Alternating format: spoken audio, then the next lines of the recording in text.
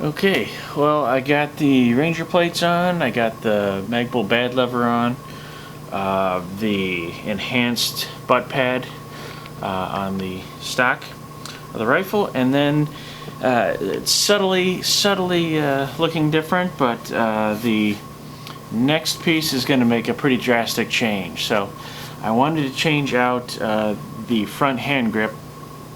Now this is a very ergonomic grip. It's very comfortable. You can still mount accessories like lights and things with a special kind of rail that Magpul has. But it just wasn't quite looking the part for me, and I also wanted a little bit more real estate on the rail.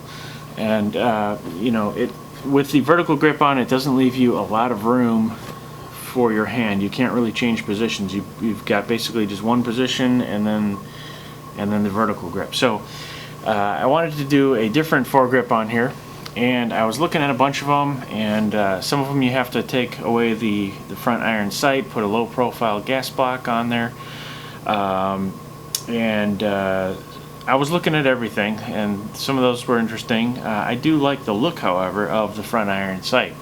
It just looks pretty cool to me. So I was looking at some with the cutouts and some of the really long rails.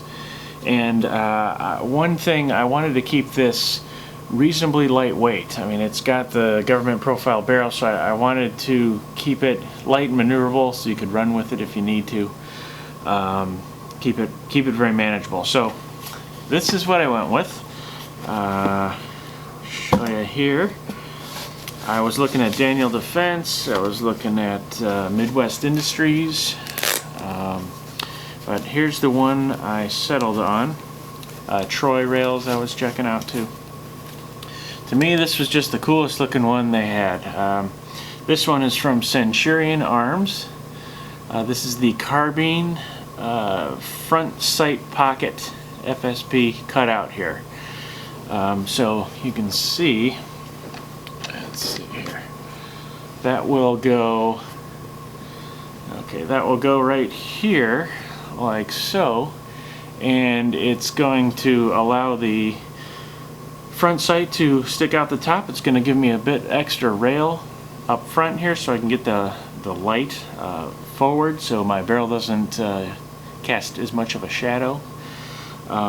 It's also going to get rid of this gap between the rail and the front hand grip. So this delta ring is going to be gone, this is going to be gone, and I'm just going to have one continuous top rail.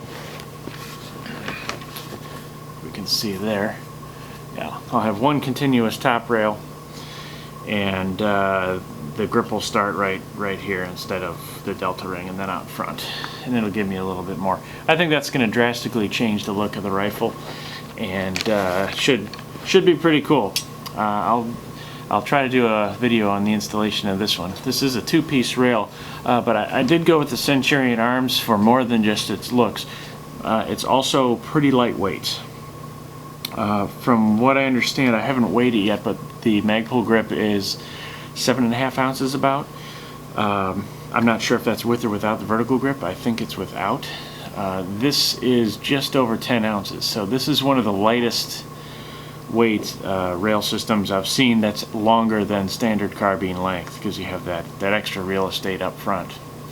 I also like that this one doesn't require you to remove the barrel nut.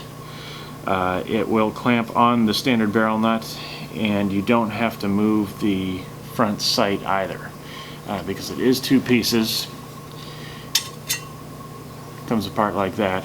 It can sandwich over the barrel, the factory barrel nut. Clamps down here, and installation should be relatively easy. You can see how Swiss cheese this thing is. There's so many holes in it that it's light. 10 ounces for longer than carbine length is pretty good for having full rails on all four sides. So there it is. I'll have another video with the installation, and then we'll check it out with it on the rifle. Alright, we'll see you guys next time. Thanks for watching.